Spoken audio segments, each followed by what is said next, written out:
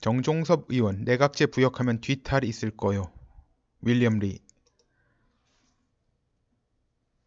지금 한국 국회에서 헌법 최고 전문가가 누구냐?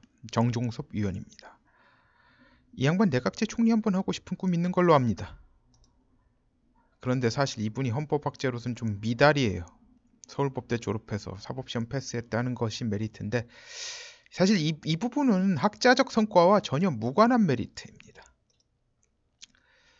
뭐 그래서 결국은 이제 독일에서 헌법 정교수 자격까지 취득한 허영 교수 밑에서 석박사 학위 취득한 거. 그래서 이게 결합된 거예요.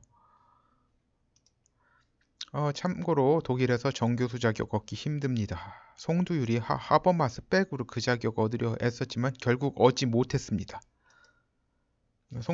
송두율은 철학 쪽으로 얻으려고 했죠. 외국인이 정교수 얻기 힘든 분야가 이제 제일 힘든 분야가 동문학 그리고 법학이고 이제 그것보다 이제 그나마 좀 되는 데가 철학이에요. 하여튼간 근데 거의 뭐 비슷하게 힘들어요. 여기서 외국인이라고 하는 거는 뭐 독일인이 아닌 게 아니라 모국어가 독일어가 아닌 사람을 말하는 것입니다. 그러니까 모국어가 독일어인 사람들은 스위스의 독일어권계, 오스트리아 사람 뭐 그런 사람들이죠. 그런 사람들도 결국 이제 외국 아우슬랜더에 포함되지 않습니다. 아무튼 정종섭 씨 이 정도까지는 훌륭한데 이에 반해서 외국어 실력이 딸려요. 허영 박사를 지도교수로 석박사 학위를 취득했지만 독일어 실력이 상당히 부족한 걸로 압니다. 하긴 뭐 40패스에 외국어 특히 독일어를 잘했으면 인간이 아니라 괴물 소리 들을 정도일 겁니다. 이게 그래서 학위랑 사실 이게 뭐라고 할까 보통 이런 교수의 길하고 사법시험하고 병행하는 분들이 가끔 있긴 한데 진짜 이 외국어까지 병행할 정도면 진짜 엄청난 거죠. 글쎄요 그런 분이 있는지 모르겠어요.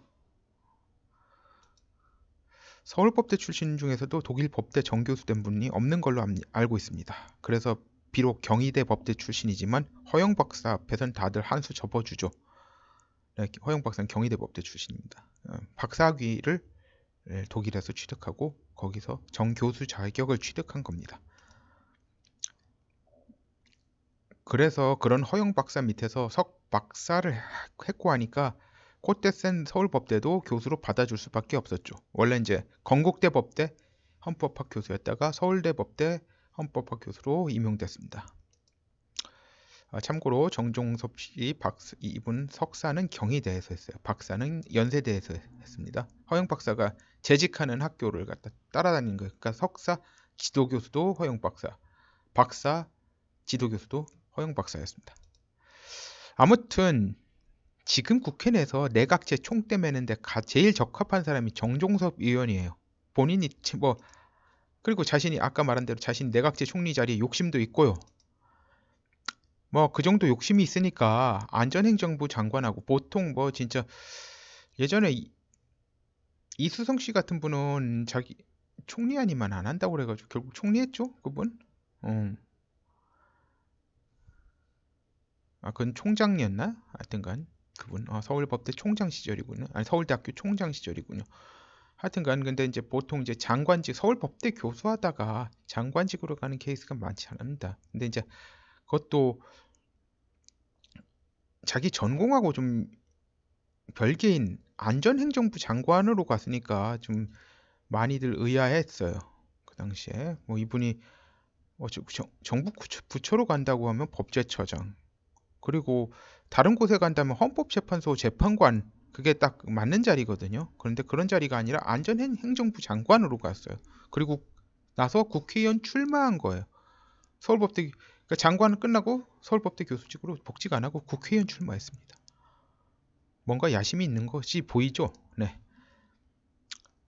아무튼 바보가 아니면 내각 책임제가 한국을 결국 중국 부속 국가로 완전 전락시킬 수밖에 없다는 거 모를 수 없습니다. 사실 시진핑이나 김정은이나 한반도 적화통일보다 남한이 내각 책임제 국가가 되는 게 더 좋아요. 더 유리한 거예요. 이제 이러면 이제 완전히 조종할 수 있어요. 뭐 여당이 누가 되건 야당이 누가 되건 상관없어요. 뭐 문재인 실각하고 그런 거 하나도 상관없어요. 지금 문재인이 정권 잡고 있는 것보다 더 좋아요. 다 가지고 다 자기들이 조절할 수 있으니까 여당이고 야당이고 똑같아요. 문재인은 계속 당이 안 바뀌었으면 하는 쪽으로 추구하잖아요. 근데 그게 되겠어요? 그러니까 내각 책임제가 되면 당이 아무리 몇 번을 바뀌어도 중국의 영향권 안에 들어갈 수밖에 없어요. 김정은도 그게 더 좋죠. 괜히 적화 통일하느라고 자기 생명을 걸 필요가 없잖아요. 사실 이렇게 되면은 미군 철수를 갖다 이 자들이 원하는 게 미군 철수인데 미군 철수를 갖다 하지 못하더라도 어느 정도는 그래도 내각 책임제 가면은 받쳐주는 거예요. 자기네들이 공작할 여지가 많이 늘어납니다. 이라크가 현재 내각 책임제 국가예요. 어떻게 된 줄 아세요? 이라크에 대한 이란의 입김이 엄청 강해졌습니다. 이라크하고 이란은 앙숙 국가예요. 원래가. 그런데 후세인이 죽고 나서 이라크에 사실 시아파가 수니파보다 더 많죠. 그렇지만 인종적으로는 이라크 사람들은 아랍인들입니다. 그런데도 불구하고 이라크 내 시아파들 그런 사람들을 갖다 펌프질하는 거예요. 그래서 이라크에 대한 이란의 입김이 엄청 강해졌어요. 근데 그리고 나서 이란이 이라크를 갖다 어떤 꼴로 만든 줄 아십니까? 완전히 개판 엉망으로 만들었어요. 일부러 시스템이 완전 와해됐어요. 국가 전체 시스템이 와해가 됐어요. 제가 전에 이야기한 적이 있죠.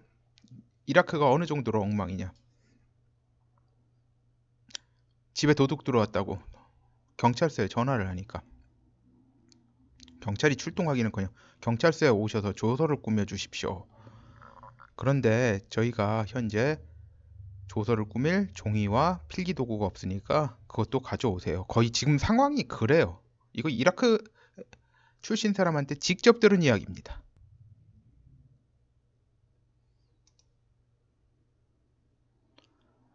자, 이 꼴 날 겁니다. 여기에 덧붙여서 한국의 기술은 중국에 아주 지금보다 훨씬 잘 유출될 거예요. 아주 그냥